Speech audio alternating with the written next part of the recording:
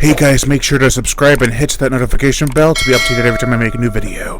Thanks, let's begin.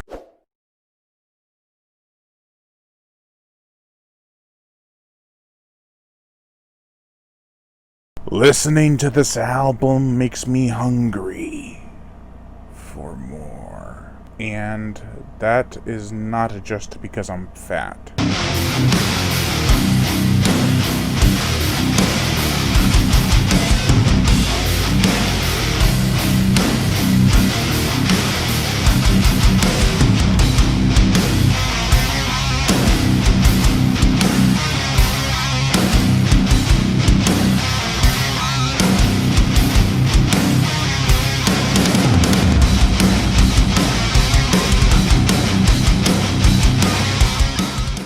Cannibal Corpse and their first album, Eaten Back to Life. Here I have the CD, as well as a reissue of the vinyl.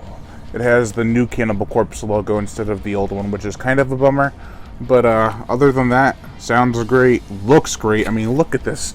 Awesome stuff.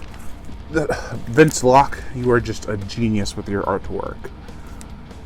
Yeah, so let's get into Cannibal Corpse. The band was formed in 1988, and it had gone under several different names and lineup changes, like Leviathan, and some other ones. I don't remember the other ones.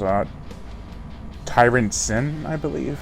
But they featured extreme gory lyrics from the get-go. I mean, very few bands experimented with this. I mean, I can think of a couple like Carcass, Autopsy, but the gore element that's cheesy and over the top really pushed forth because of Cannibal Corpse. But you cannot ignore the other stuff. At the time, in 1988, when this band was trying to find its grasp on what death metal really should have sounded like, they were very thrash, with their snarls and ungodly screams.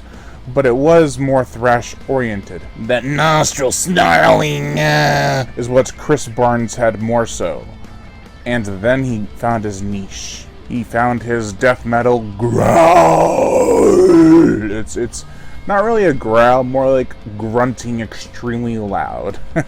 And I love it. I mean, it's not the death metal that we know Cannibal Corpse to be like to the early to mid-90s, but at the dawn of the decade, it was high-pitched. They eventually solidified themselves as a death metal band. This was very death thrash, though. What's my history with this band, you may ask? Probably not, because I don't think any of you want to click on this video to hear my history with the band, but we'll get into it a little bit. I was perusing through the YouTube, trying to find something more extreme than Slayer and less polished than Metallica. And I remembered hearing this term death metal. I was like, okay, let's try it. Death metal. The song that appeared was Cannibal Corpse's Devoured by Vermin. Scream. It was like, that is what I'm looking for. I listened to a lot of Metallica, Slayer, and other thrash metal bands back in the day. And I always enjoyed when they had the growls. They weren't consistent throughout the song. I was like, what kind of music has that kind of stuff? I was a very big noob in the genre. Anyways, Devoured by Vermin. Not only is the music video amazing, but the song is super awesome and guttural as hell. Then, throughout my teenage years, it was hard to convince my mom especially to let me buy these death metal albums, namely Cannibal Corpse. I brought home two of the Mutilated because I bought them without her permission, because she said, you can buy whatever you want with your friends, because I had an adult with me who was over 18 at the time. I was a little bit older in my teenage years when I got them. And when I brought them back home, she took one look at the cover for Tomb of the Mutilated, opened it up, looked at the lyrics, and was like, dear God. And her reaction was more like, oh. And I was like, hey, well, I like horror. I grew up with the first four albums, namely. I was always more of a Chris Barnes guy than a George Fisher. I don't hate George Fisher, so they're both really good. So I popped in, let's get back to Eaten Back to Life now, shall we? I popped in Eaten Back to Life and heard Shredded Humans. Now, Oh man, hearing Shredded Humans for the first time was like, oh my god, George Fisher's awesome, because they sounded a lot alike. Chris Barnes sounded like George Fisher a lot back then, which was kind of funny. I thought it was like just a less experienced voice coming from George Fisher, but it was actually Chris Barnes, and I was like, whoa. So hearing that song and then finding out it was Chris Barnes and that he left the band after the fourth album kind of made me upset, but listening to this album is a whole different experience, let me tell you. With Chris Barnes on vocals, the man can growl. I mean, let me try it here, one sec.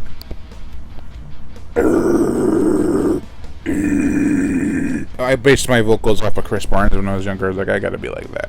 I used to do inhales and I sucked at it, so exhales was the way to go for me.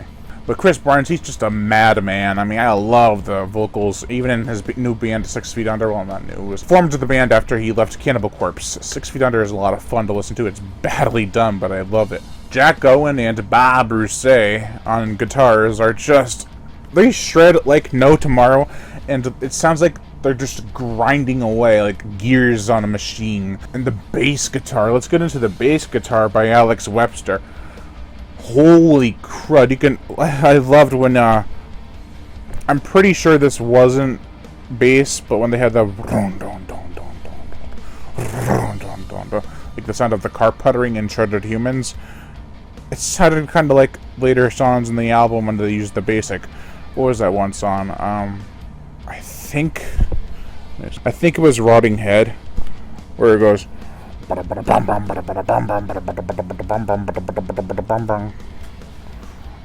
It's really cool. And the bass is like a car engine. This album is like an automobile. It grinds and speeds through your headphones. Paul Marzukiewicz, let's call him Paul. He plays the drums and he is amazing. I mean, there's nothing elaborate about his drumming. It's mostly just a pounding force. Like, whenever he hits the drum, it's like... I can't even do it as fast as my hands moving. And he does it like 5 times faster than that.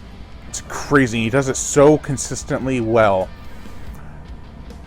And then he brings in the kick pedal, which just amplifies the boom aspect. The lyrical themes in this album, we'll pick a few of the songs. Shredded Humans is about a car crash. Probably, if they filmed this, it'd be the most graphic car crash in any movie of all time. Father at 3 was impaled on the wheel. Skull became part of the dash. Eyeballs ejected, his sight unaffected. His solemn organs collapse. I love it. And then Mother flew through glass, ended up impaled on a sign, intestines stretched down the road a quarter of a mile or something like that. I don't know. It's crazy fun.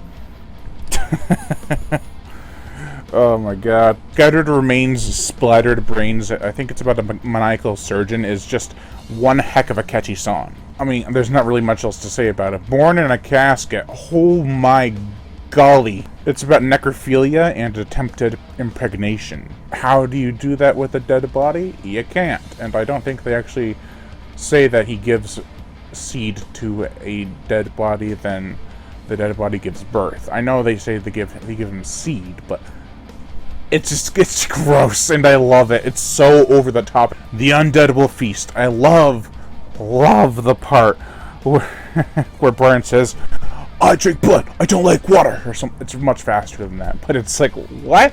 You drink blood? Cool. You don't like water? What's wrong with you? He says matter, it sounds like his voice popped like it's matter! It's hard to do it. It sounds like he does in 6 Feet Under. But the lyric is matter.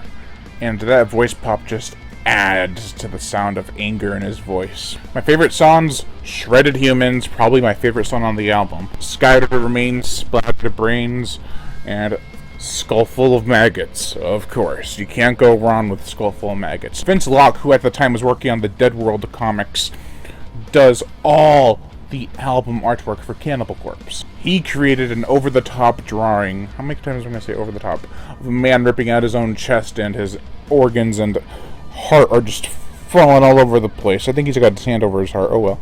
But you can see his organs and intestines just spilling out. He's holding a chunk of his rib cage. There's even, where is it? A skull full of maggots. It's actually on this. You can see it much better on this vinyl.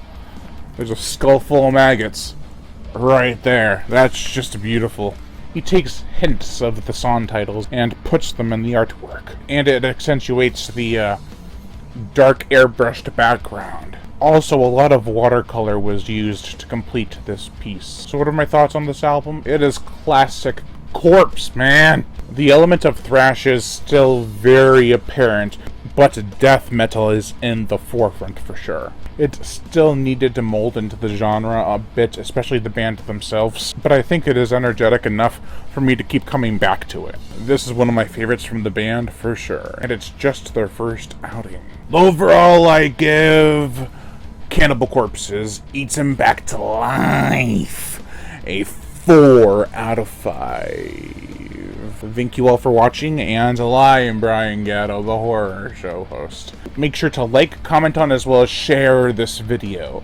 Like my Facebook fan page and support me on Patreon, where even $1 a month will help keep this channel going on strong, and I'd greatly appreciate it. Plus, you'll get access to body counts and music videos that you can't get on YouTube because of copyright and age restriction. Also, hit that notification bell, and as always, subscribe!